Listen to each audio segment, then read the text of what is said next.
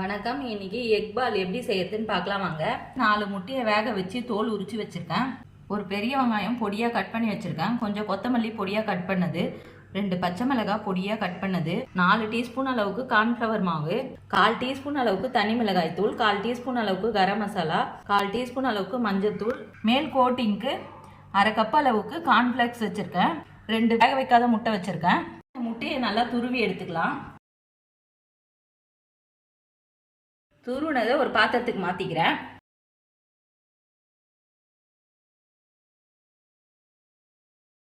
கால் teaspoon அளவுக்கு salt சேர்த்துக்கிறேன். நல்லா பிசைஞ்சு உருண்டை பிடிச்சி வச்சுக்கலாம்.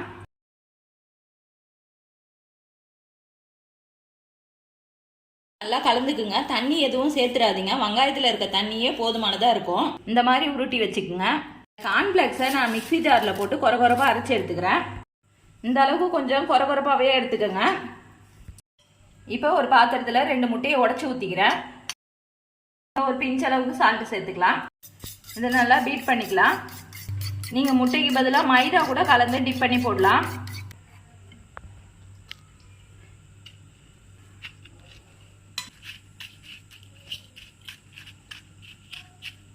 இப்போ மிதமான சூட்டில் இருக்க எண்ணெயில் போட்டு பொரிச்சு எடுத்துக்கலாம். அளவு கோல்டன் ப்ரௌன் வந்த பிறகு எடுத்துக்கலாம்.